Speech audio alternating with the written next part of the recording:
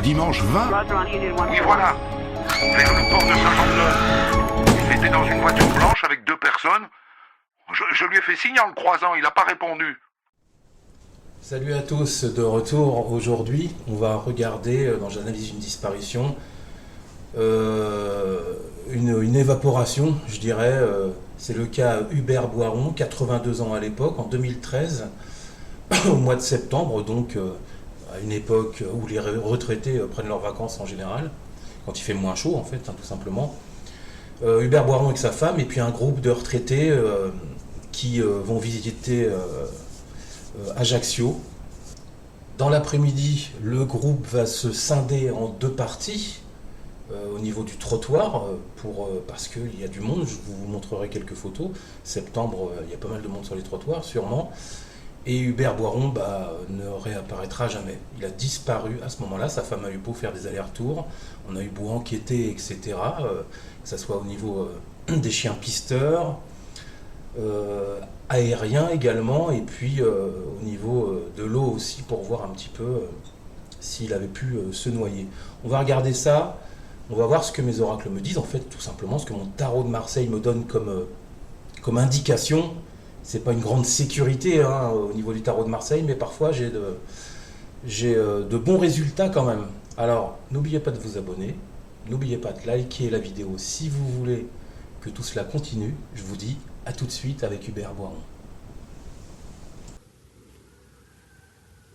On est allé au port, le lendemain, il y avait deux pêcheurs, là, parce qu'ils ont dit, on va chercher dans l'eau. Moi, je dis, bon, quand même, se noyer, il n'est pas trop attiré par l'eau. Même, il aurait fait tomber au bord de l'eau, et il savait un peu nager, enfin bon. Pour sortir de l'eau, il serait sorti, il ne serait pas laissé tomber. Alors, on va commencer, nous, par voir un petit peu le tirage, mais avant, on va s'arrêter au mercredi 18 septembre, vers 20h, lorsque Hubert Boiron s'est retrouvé à la gare maritime et est rentré aisément au niveau de la gare et a interpellé une personne en lui demandant tout simplement, il pense qu'il devait prendre le ferry justement pour son groupe et lui. Alors, la gare maritime, on y rentre facilement. Je vous ai mis les photos et les vidéos. Donc, on imagine bien qu'il traînait, il rôdait à 20h déjà aux alentours de la gare routière et du port maritime, puisqu'il devait y avoir 200 mètres entre les deux, à peu près, je pense. Et un autre paramètre à prendre par rapport à cette disparition, cette gare maritime et cette gare routière et ce port maritime, c'est la tombée de la nuit, qui se fait aux alentours de 20h, 20h15, 20h30.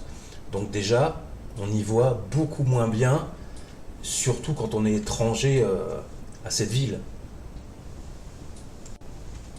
Voilà, mais donc on dira aussi qu'il y a les lumières de la ville pour éclairer, qu'il ne fait pas tout à fait nuit, mais quand même. En tout cas, nous on va commencer, on va regarder la carte du monde sur que s'est-il passé pour Hubert Boiron à Ajaccio.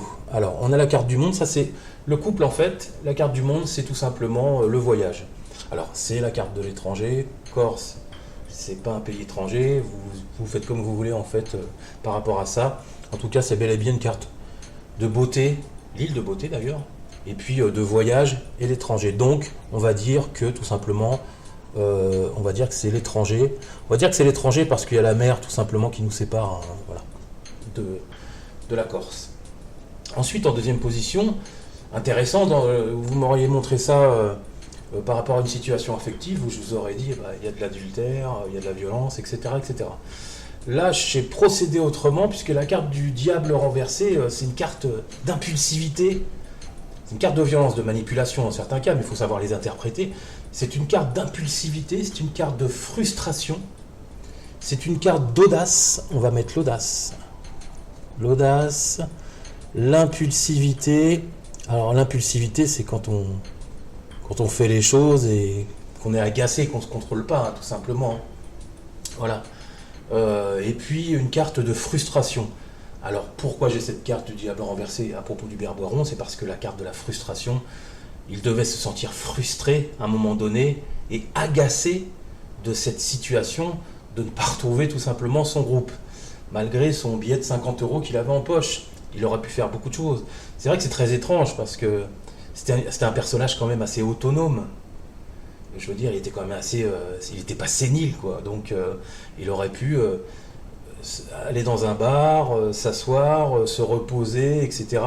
Et c'est peut-être quelqu'un qui avait aussi il apparaissait aux yeux des gens très fort, très dur, mais peut-être avait-il au fond de lui la peur de l'abandon. Vous savez, on a souvent ça au fond de nous, dès qu'on se retrouve seul, on panique, quoi. Alors est-ce qu'il n'avait pas ça au fond de lui, et puis tout d'un coup, on se met à faire un petit peu n'importe quoi. Ça pourrait être ça, hein. En plus de la chaleur dans l'après-midi, en plus de son pull qu'il avait, alors c'est pas un petit pull qu'il avait, hein, c'est un gros pull. Donc on peut imaginer qu'il s'est agacé avec la carte du diable renversée par rapport à cette marche qu'il avait à faire, à râler, etc., à dire où est mon groupe, par exemple, hein, je prends un exemple comme ça. Peut-être c'était pas un râleur, me diriez-vous. La carte de l'amoureux renversé dans le tarot, dans ces cas-là, couplée en complément d'information avec le diable renversé. Alors quand elle est droite, c'est quand on n'arrive pas à prendre de décision. Alors renversé, vous imaginez bien que là, on est complètement perdu. C'est la bouteille à l'encre, on ne sait plus quoi faire. Et ça corrobore avec la carte du diable renversé qui annonce cet agacement, cette impulsivité. Donc je dirais, pour faire une synthèse de ces deux cartes, je dirais qu'il y avait à un moment donné sur lui une fébrilité. Alors, une fébrilité, ça veut dire ce que ça veut dire. Couplé à tout ça, en fait, hein, on commence à transpirer sérieusement. Voilà ce que j'ai. J'ai pas mis de compte d'agression extérieure, parce que j'ai pas de personnage réellement par rapport à ça. Je ne pense pas qu'il y ait ça. En troisième position, on retrouve la carte de la justice renversée. Alors la carte de la justice renversée, c'est les cartes d'opposition, de conflit, mais c'est une carte aussi de déséquilibre. Alors déséquilibre, voilà. C'est quand on tombe, par exemple, hein, un truc comme ça peut être ça. Hein. C'est un petit peu comme la carte de Maison Dieu, hein, c'est quand on chute. C'est comme un conflit, en fait, hein, un conflit mental. On a du mal à prendre une décision. Elles sont mauvaises. Avec la justice renversée, on est vraiment sur une situation de réflexion troublée par nos émotions. Hein. Nos émotions qui sont ici, en fait. Hein. Voilà. Au niveau du diable renversé. La carte du mât renversé, on est sur... on l'a déjà vu, c'est une carte où on fait des actes un petit peu stupides, un petit peu insensés parfois, idiots. Hein. C'est une carte aussi où on ne bouge plus, où on reste où on est. J'aime pas trop l'interpréter comme ça, parce que j'aime bien avoir la carte du pendu pour dire stop, quoi. Là, on ne bouge plus. Tandis que là, on irait plutôt sur un chemin de perturbation psychologique, en plus avec ces troubles émotifs du diable renversé, de la justice renversée mélangée. On peut imaginer que le personnage, c'est-à-dire Hubert Boiron, se sentait vraiment dans l'incapacité de prendre réellement de bonnes décisions. Vraiment très troublé, j'ai l'impression, par rapport à ce tirage. Je pense aussi que le mât renversé, qui indique que parfois on ne bouge pas, il était contre cette idée, et lui devait justement se dire, il faut que je m'active, que je retrouve, que je cherche, donc que je marche. Alors imaginez que pour un personnage, pour une personne de 82 ans, quand vous, même s'il était en pleine forme, hein, vous avez toujours des carences, les muscles ne sont plus les mêmes, les os ne sont plus les mêmes, il y a toujours un mouvement de fatigue. Alors pourquoi ne s'est-il pas assis sur un banc, ou ne s'est-il pas dirigé vers la gendarmerie? Ça, on ne le saura peut-être jamais, mais peut-être aimait-il enfin se débrouiller seul, tout simplement, peut-être par son côté indépendant ou par orgueil, parfois, on ne sait pas. Voilà, et pour terminer sur ce tirage, sur cette enquête à propos d'Hubert Boiron, on a la carte de l'ermite renversée.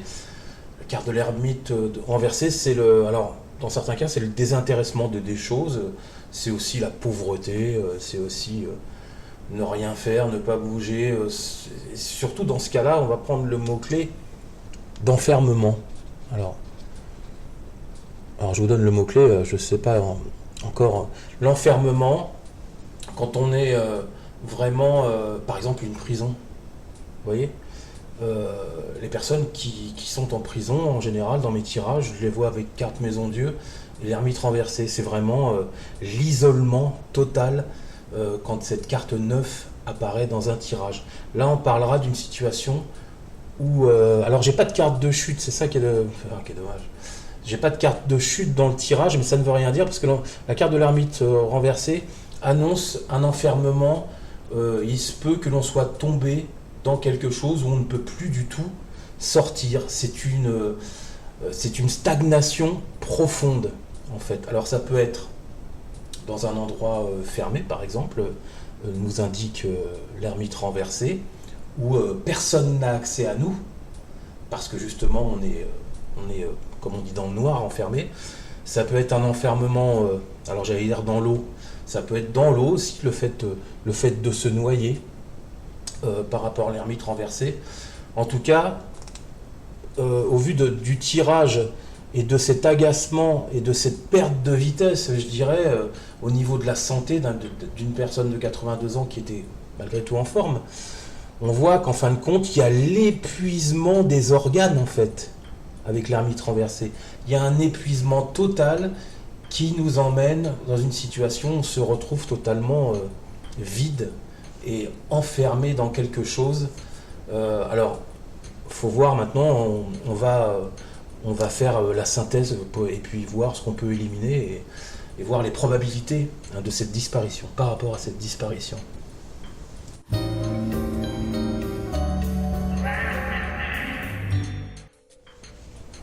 Alors les cartes récurrentes qu'on retrouve par rapport au tirage d'Hubert Boiron, c'est la carte du mât renversé en fait, elle apparaît 3-4 fois dans le tirage. Vous voyez, j'en ai deux. Elle apparaît 3-4 fois dans le tirage. C'est le mot-clé en fait qu'on m'indique dans le tirage, c'est le fait qu'il a été déstabilisé en fait. Déstabilisé, ça peut vouloir dire mentalement. Ça peut vouloir dire aussi physiquement, le fait de tomber, d'être déstabilisé par quelque chose. Voilà, comme on peut voir par rapport à la carte du mât renversé. Ensuite, les cartes qui sont importantes, qui reviennent assez, c'est la carte de l'ermite renversé, ce dont on parlait tout à l'heure par rapport à cet enfermement, le fait de disparaître en fait. Cette carte de l'ermite renversé, elle indique qu'on ne vous retrouvera pas, parce que elle est trop bien cachée et enfermée en fait. Voilà. Ça peut être dans l'eau, ça peut être etc. Donc pour la synthèse, je vous épargne les ovnis, etc., les enlèvements. Je préfère tout de suite qu'on mette les choses au clair. Je faisais quoi? Disons que je volais, je faisais des conneries, tout ça. J'étais un vrai voyou. Mais grâce à Skippy, j'ai retrouvé une totale liberté des pensées cosmiques vers un nouvel âge réminiscent. On n'est pas dans l'Arizona. Les dons d'organes, tout ça, je vous l'épargne aussi. Le départ volontaire, c'est non, c'est pas la peine. Donc moi, il ne me reste qu'une chose par rapport à ce tirage qui correspond plutôt bien, c'est la fatigue, le fait d'être déstabilisé, l'agacement. Alors après, c'est peut-être une question de santé, ça peut être la glycémie, ça peut être l'évanouissement, etc. Il a eu accès plutôt facilement au port maritime. Si vous voyez l'image, vous allez comprendre. Alors il y a peut-être des caméras en effet, mais il y a des endroits aussi où les caméras ne prennent pas, où elles sont aussi effacées 24 heures ou 48 heures après. Donc peut-être est-il retourné au niveau du port maritime, il a jonglé un petit peu entre la gare routière où il y avait le car et le port maritime, et puis peut-être est-il tombé dans un endroit où on ne pourra pas malheureusement le débusquer, le retrouver. Je vois plutôt ça comme ça, c'est quand même une histoire qui date de 2013, on n'a pas eu du tout de nouvelles. J'aurais bien le voir réapparaître un jour en disant il est en Espagne, etc. Quelqu'un l'a recueilli, mais ça devient de plus en plus compliqué pour lui et pour sa famille qui ont dû quand même assez souffrir depuis ce temps-là, depuis cette disparition. Donc voilà, pour j'analyse une disparition de Hubert Boiron. J'espère que ça vous a inspiré, en tout cas pour la suite. Continuez de vous abonner si vous voulez qu'on continue, etc. Ensemble, qu'on fasse des choses. Et puis n'hésitez pas à mettre des commentaires pour faire évoluer la vidéo, liker, etc., etc. Je vous souhaite un super bon week-end. Salut!